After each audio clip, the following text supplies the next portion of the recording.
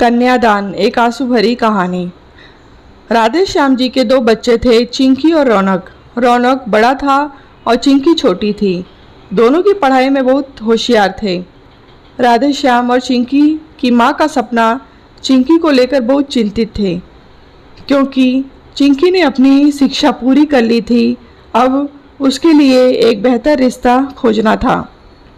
एक दिन उनके करीबी रिश्तेदार का बेटा कमलेश शादी में चिंकी का हाथ मांगने के लिए उनके घर आया।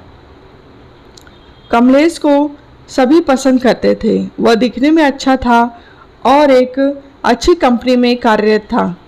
कमलेश के परिवार को भी चिंकी पसंद थी। फिर इस सब के बाद शादी की तारीख तय हो गई और चिंकी के भैया और राधेश्याम शादी की सारी तैयारियां कर रहे थे। क्योंकि शादी नज़दीक थी, सारी तैयारियां हो गई। शादी का दिन भी आ गया। कमलेश चिंकी का हाथ पकड़कर मंडप में ले आया। चिंकी सुंदर गुड़िया सी दिख रही थी। सुंदर नाक, आँखें, रंगोरा, लंबी लंबी चोटी। चिंकी देखने में बेहद खूबसूरत थी। कमलेश चिंकी को मंडप में ले आया और पंडित ने चिंकी को कन्यादान के लिए हाथ आगे करने को कहा और उसका हाथ कांपने लगा। जिस पिता ने इस हाथ को पकड़ कर दुनिया में चलना सिखाया, वही आज उसका हाथ किसी और पुरुष के हाथ में देने जा रहे थे। अपनी उस बेटी के बिना अपना बाकी का जीवन बिताना, ये विचार ही उनके लिए काफ़ी कष्टदायक था। पिता ने उसका हाथ पकड़ लिया और उसके दोनों होने वाले पति ने नीचे से उसके हाथ को सहारा दिया। कन्यादान की रस्म शुरू हुई।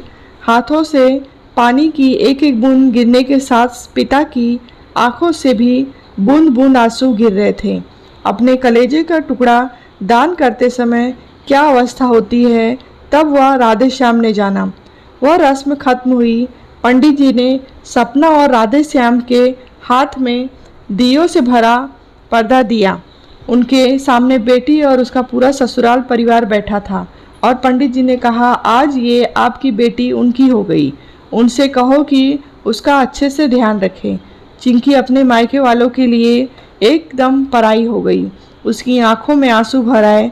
चिंकी को 2 दिन की ट्रिप पर भी भेजना माँ के लिए कितना मुश्किल होता था और अब उसको हमेशा के लिए दूसरों के घर भेज दिया जाए और उसके अपने ही घर का मेहमान बना दिया जाए, यह बात अब माँ को समझ आ रही थी।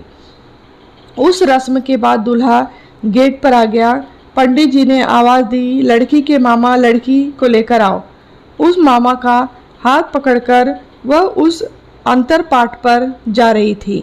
सुबह उठकर एक साथ नाश्ता, फिर मस्ती, फिर मामी के हाथ का खाना और रात में मामा के गोद में सिर रखकर सोने वाली भांजी आज उस मामा को दूसरे के हाथ में सौंपनी होगी।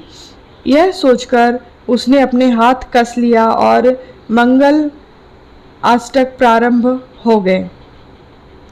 भाई दूज के दिन बिना कुछ मांगे मिलने वाला गिफ्ट, एक साथ फोड़े हुए पटाखे, टीवी कौन देखेगा, इस पर झगड़ा और दादाजी गुजर जाने के बाद उन दोनों का गले लगकर रोना। दोनों भाई बहन आज एक दूसरे को देख रहे थे। उतनी ही देर में मंगलाष्टक समाप्त हो गया। मंगलाष्टक समाप्त हो जाने के बाद चिंकी अपने आगे आने वाले नए जीवन को लेकर उत्साहित हो गई। चिंकी ने वरमाला पहनाई और अपने पति कमलेश के पास खड़ी हो गई। चिंकी के सामने बहुत से लोग खड़े थे।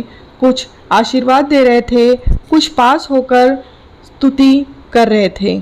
फोटो के लिए उसकी सहेलियाँ आई। एक ने उसका हाथ पकड़ा, दूसरी ने उसका पल्लू अटका हुआ निकाला, तीसरी ने उसके आंसू पोंछे। हम घर रहने के लिए आ रहे हैं, आंटी को बोलना खाना खाने के लिए आएंगे। उसे उस एक कमरे की आवाज़, एक दूसरे के अधिकार और वह दिन याद आ गए जब वे एक साथ रहती थीं। अचानक पति कमलेश ने कहा कि तुम चारों की तस्वीरें ले लो, मैं साइड में खड़ा हो जाता हूँ। और वह चारों चेहरे हंसे। खाने की कतार में आज चिंकी माँ पापा से दूर दूसरे लोगों के साथ बैठी थी। खाना खाने के बाद पंडित जी ने गौरी हार की पूजा करने के लिए बुलाया। चिंकी ने वहाँ मन से पूजा की। माँ ने चिंकी की झोली भर दी और नीता आंटी ने कहा कि आप पीछे मुड़ ना मत। चिंकी अचानक चौंक गई।